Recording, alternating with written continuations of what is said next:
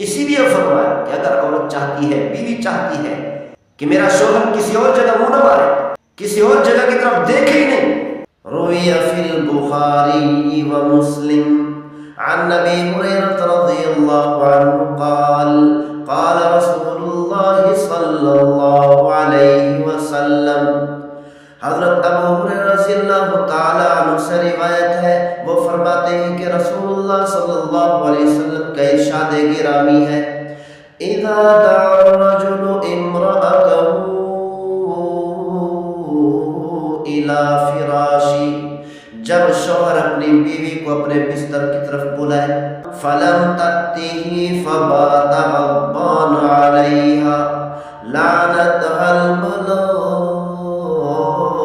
الملائکۃ حتی تصبح. جب شوہر اپنی بیوی کو اپنے بستر کی طرف ضرورت کے لیے بلائے، پھر وہ بیوی نہ آئے، ساری رات شوہر غصے کی حالت میں گزار دے، تو پیغمبر صلی اللہ علیہ وسلم نے ارشاد فرمایا کہ صبح تک اللہ کے فرشتے ایسی عورت پر، ایسی بیوی پر لعنت برساتے رہتے ہیں. تو اسی لیے بیوی کو چاہیے کہ اپنے شوہر کی ضرورت کو پورا کرے.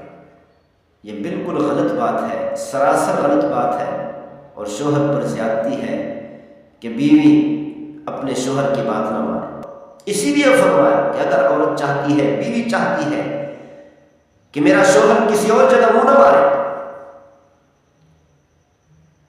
کسی اور جگہ کی طرف دیکھے ہی نہیں، تو بیوی کو چاہیے کہ اپنے آپ کو سنبھال کر رکھے، اپنے شوہر کے سامنے صبر کر رہے، خوبصورت ہی رہے، اپنے شوہر کے قریب رہے، جیسے ہی دیکھیں کہ میرے شوہر کو خواہش ہو رہی ہے، اس کی خواہش کو پورا کر دیں.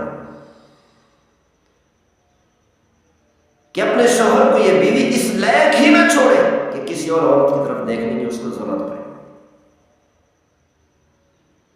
تو بہرحال عورت کو چاہیے کہ اپنے شوہر کا خیال رکھے. آج کل عورتیں گھر کے اندر بدصورت بن کر رہتے، گھر کے اندر منہ بھی نہیں دھوتے، منہ پر مٹی، جسم پر مٹی، کپڑوں پر مٹی، جسم سے بدبو، کپڑوں سے بدبو.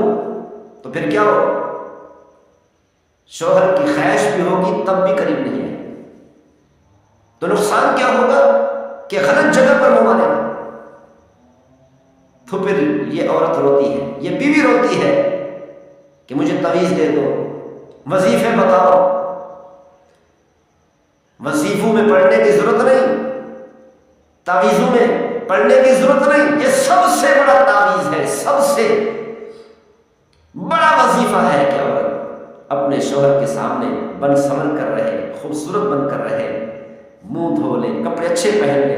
ضروری نہیں کہ کپڑے نئے پہنے، اگر طاقت ہے تو پہن لے، نہیں ہے تو دھلے ہوئے کم از کم کپڑے پہنے، خوشبو لگا کر رکھے. خوشبو پر تو اتنا زیادہ خرچ نہیں ہوتا کہ شوہر کی خواہش نہیں بھی ہوگی تب بھی ہو جائے. اور شوہر اس لائق ہی نہیں رہے گا کہ کسی اور جگہ کی طرف دیکھے. اللہ تعالیٰ ہم سب کو عمل کرنے کی توفیق نصیب